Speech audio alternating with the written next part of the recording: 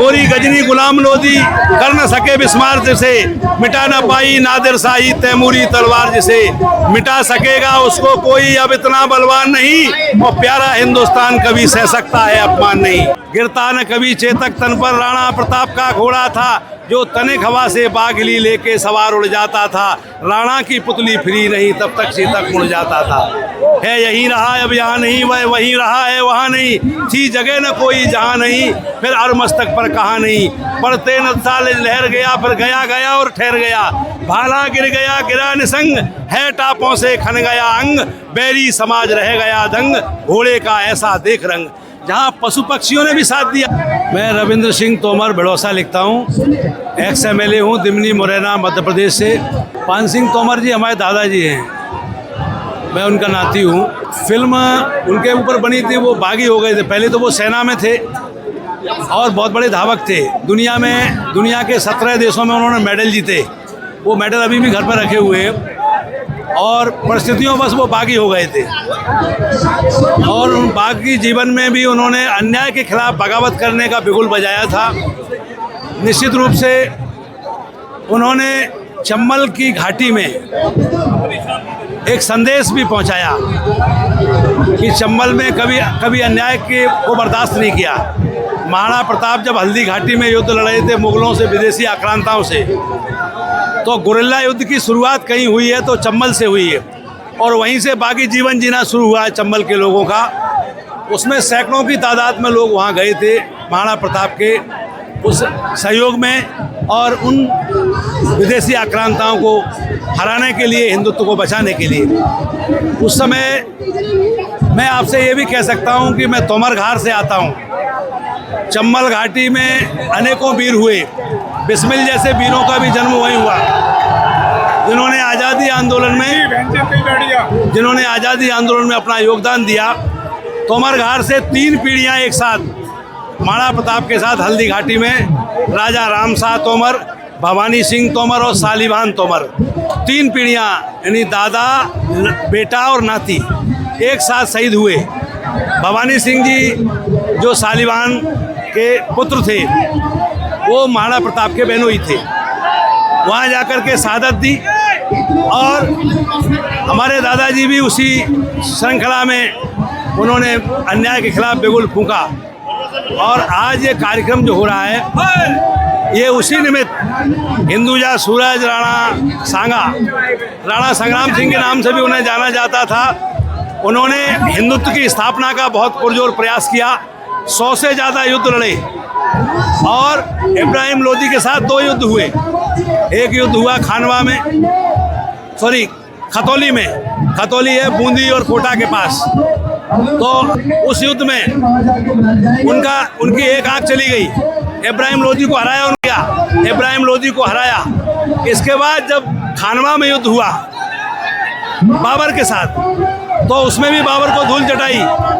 तो रामजीलाल सुमन का जो बयान अभी आया था, देश की सबसे बड़ी संसद में बैठे हुए हैं, तो इब्राहिम लोदी के साथ जिसने 2 युद्ध हरा दिए, तो फिर बाबर से सहायता मांगने की आवश्यकता कहाँ पड़ गई। मुझे लगता है उनकी जानकारी अधूरी है, उनको अपनी जानकारी दुरुस्त करना चाहिए, और ये भी स्वीकार करना चाहिए कि अगर राणा सांगा नहीं होते तो रामजीलाल सुमन नहीं होते, क्योंकि इस देश में सनातन नहीं बचता, पूरा देश मुगल हो जाता। उन हिंदुजा सूरज, उन वीरों ने, ये 16 हजार रानियों ने जहाँ जौहर किया, तब इस देश का सनातन बचा है। रामजीलाल सुमन को और समाजवादी पार्टी के मुखिया अखिलेश यादव को रामजीलाल सुमन से कहना चाहिए कि वो माफ़ी मांगे, क्योंकि ये एक व्यक्ति की बात नहीं है, ये पूरे सनातन का अपमान है। और क्या गोरी गजनी गुलाम लोदी कर न सके बिस्मार जिसे, मिटा न पाई नादिर शाही तैमूरी तलवार जिसे, मिटा सकेगा उसको कोई अब इतना बलवान नहीं, और प्यारा हिंदुस्तान कभी सह सकता है अपमान नहीं। ये नारा किसका है? ये कवियों ने लिखा है उसी समय जब सनातन का युद्ध चल रहा था। और ये परिवार तो ऐसा है बप्पा रावल का कि इसमें तो ये तो साक्षात मनुष्य हैं, देवता हैं ये। वहाँ तो पशु पक्षियों ने भी साथ दिया।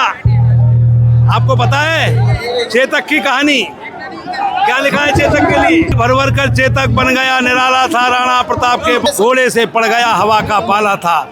गिरता न कभी चेतक तन पर, राणा प्रताप का घोड़ा था जो तनिक हवा से बागली लेके सवार उड़ जाता था। राणा की पुतली फ्री नहीं तब तक चेतक मुड़ जाता था। है यहीं रहा अब यहाँ नहीं, वह वहीं रहा है वहाँ नहीं, थी जगह न कोई जहाँ नहीं, फिर अरमस्तक पर कहाँ नहीं।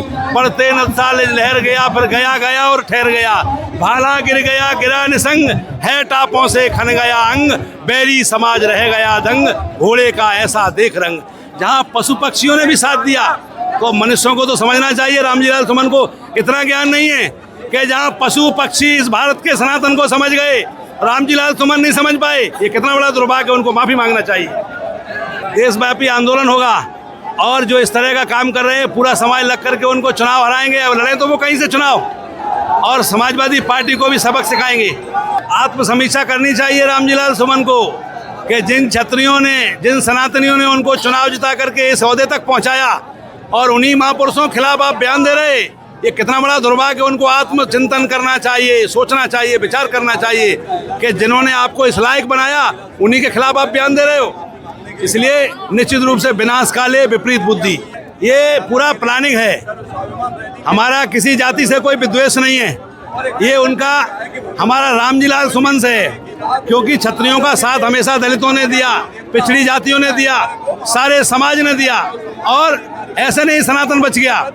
वो राणा पुंजा को मैं सलाम आज सर झुका करके प्रणाम करता हूँ, जिन्होंने अपनी पूरी सेना के साथ महाराणा प्रताप का साथ दिया हल्दी घाटी में। तो ये रामजी लाल सुमन तो दूसरे को बता रहे हैं ये खुद ही गद्दार हैं कि ये एहसान मानने की बजाय गद्दारी कर रहे हैं। मायावती जी ने बहुत अच्छा बयान दिया, मैं उनको धन्यवाद दे रहा हूँ कि उन्होंने हमारी भावना को समझा और उसका सम्मान किया। और निश्चित रूप से ये सही है कि रामजी लाल सुमन का निजी बयान है और ये समाजवादी पार्टी के मुखिया उनका इस्तेमाल कर रहे हैं, ये दलित भी समझ रहे हैं। रामजी लाल सुमन को आत्मचिंतन करना चाहिए। जब जब होए धर्म की हानि, बाढ़ें असुर अधम अभिमानी, और तब तब प्रभु धर्म मनुष्य शरीरा, हरे कृपानिध सज्जन पीड़ा। ये जो योगी बाबा है ना, ये अवतार है। ये ऐसा भगवान ने एक ऐसा स्वरूप दे दिया, ऐसा व्यक्तित्व दे दिया कि अन्याय का समूल नष्ट हो जाएगा, अन्याय का अंत हो जाएगा। थैंक यू, आपका बहुत बहुत अभिनंदन।